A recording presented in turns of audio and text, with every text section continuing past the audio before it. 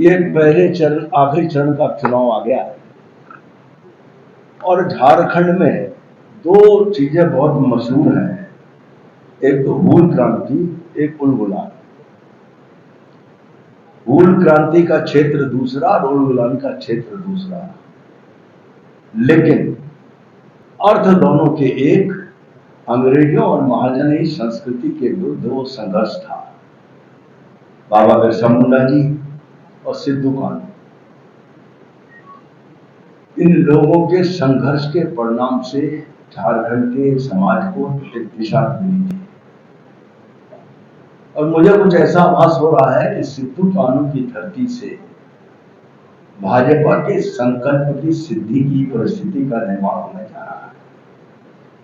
वैसे भी 30 जून को हूल क्रांति का दिवस, लेकिन जून का महीना है, इसलिए हूल क्रांति का महीना मानते हुए मैं आप सबके सामने अपनी बात को शुरू करने जा रहा हूं।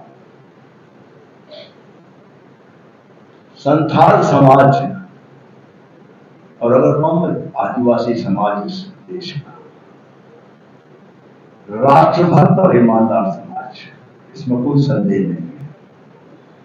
और इस समाज और अन्य समाजों के सहयोग के माध्यम से झारखंड की समस्याओं का हल निकलने वाला है। तुष्टीकरण की राजनीति के माध्यम से वर्तमान की सरकार ने झारखंड पर और संथाल समाज पर एक अस्तित्व का संकट पैदा किया है। संथाली क्षेत्र से लगता हुआ बांग्लादेशी क्षेत्र और उससे हो रही घुसपैठ और उसको वर्तमान सरकार का प्राप्त हो रहा संरक्षण इस क्षेत्र की डेमोग्राफी को बदल रहा है। जमीन और जमीर दोनों की लूट ये बांग्लादेश से आए हुए घुसपैठियों के माध्यम से हो रही है। लव जिहाद और लैंड जिहाद के माध्यम से इस झारखंड की पूरी संस्कृति को बदलने का एक संगठित प्रयास हो रहा है, इसमें मुझे कहने में कोई संकोच नहीं है। और इन सब बातों जिनकी चर्चा अभी तक मैंने की है, तो संरक्षण है कांग्रेस राजद गठबंधन, ये इंडी गठबंधन का। वोट के सौदागरों ने वोट की लालच में इस होने वाले घटनाक्रमों से आंख मूंद कर और इसको फलने फूलने का पूरा अवसर प्रदान किया है। और अगर ये बात कही जाए तो इंडी गठबंधन ने घुसपैठियों के हाथ में संथाल क्षेत्र को गिरवी रखने का काम किया है। सबसे बड़ी बात, और मैं अपनी बात की पुष्टि में एक बात प्रमाण के तौर पर कहना चाहता हूं कि बांग्लादेश से आने वाले घुसपैठियों का राशन कार्ड, आधार कार्ड और वोटर आईडी किसके कारण से बनते हैं, कौन इसमें सहयोग कर रहा है? निश्चित है कि वर्तमान में झारखंड में जिनकी सरकार है, वर्तमान के चुनाव में जो इंडी गठबंधन हमारे सामने है, ये मिलकर इस प्रकार की परिस्थितियां पैदा कर रहे हैं और घुसपैठियों को इस देश का अप्रत्यक्ष नहीं तो अप्रत्यक्ष नागरिक बनाने का काम कर रहे हैं। इसके साथ ही साथ झारखंड में भ्रष्टाचार का नंगा नाच। अब झारखंड में भ्रष्टाचार का नंगा नाच कहने के लिए परिस्थिति क्यों पैदा हो गई? खनिज संपदा का इससे बड़ा राज्य नहीं है जिसके पास इतनी खनिज संपदा की उपलब्धता हो। और अगर इस खनिज संपदा का सदुपयोग हो राष्ट्रहित में, राज्य हित में, तो शायद देश के सर्वाधिक संपन्न राज्यों में से ये झारखंड 500 से अधिक के घोटाले उजागर हुए, 1000 करोड़ के। लेकिन हम बात इसके साथ साथ विकास की बात भी आगे करना चाहते हैं। देवघर में एम्स, एयरपोर्ट, रेलवे की सुविधा, हाईवे का निर्माण, गंगा नदी पर पुल साहेबगंज में, ये भारतीय जनता पार्टी की नरेंद्र मोदी की सरकार की एक देन है। हम जनता के सामने इसी बात को लेकर चुनाव में गए थे कि एक तरफ राष्ट्र विरोधी ताकतें, भ्रष्टाचार में लिप्त ताकतें और एक तरफ विकास के प्रति समर्पित ताकतें आदरणीय नरेंद्र मोदी जी के नेतृत्व में। अब जनता से हमने जिस बात पर वोट मांगा है, विकास के साथ साथ भविष्य के लिए विभिन्न मुद्दों पर दी गई मोदी की गारंटी के आधार पर हमने वोट को मांगा है। आदरणीय मोदी जी की सभा में, अमित शाह जी की सभा में इस भीषण गर्मी में जितनी बड़ी संख्या में जनता की उपस्थिति, ये दर्शा रही है कि जनता भारतीय जनता पार्टी के पक्ष में है।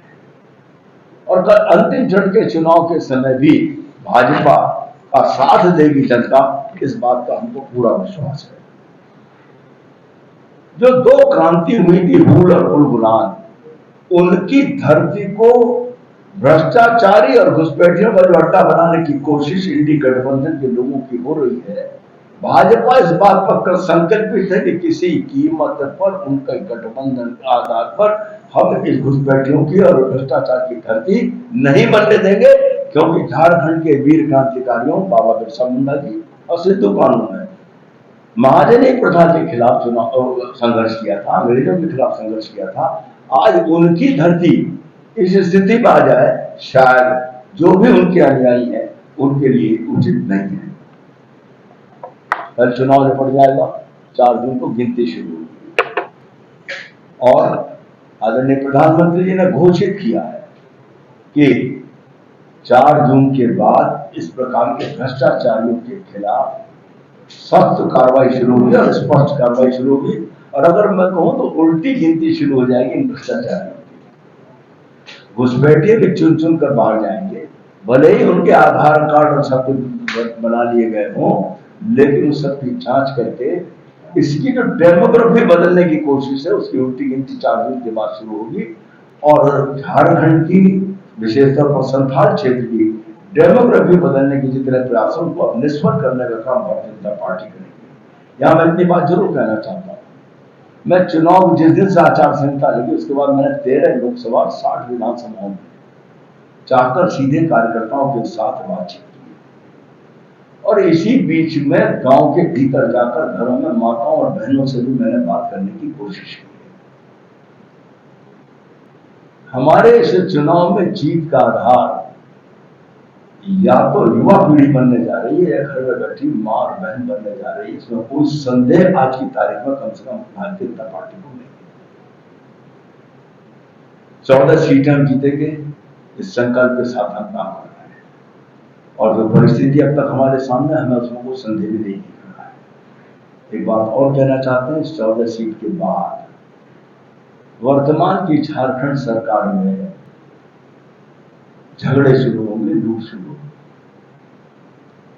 हेमंत जी जेल में, चौधरी की सत्ता में, और कल्पना सोरेन सत्ता के रास्ते में। इसमें से जो संघर्ष उतरेगा, वो संघर्ष झारखंड को एक ईमानदार सरकार का रास्ता प्रशस्त करेगा, विकास से युक्त सरकार का रास्ता प्रशस्त करेगा। इतना ही मुझे कहना था। अब आप लोग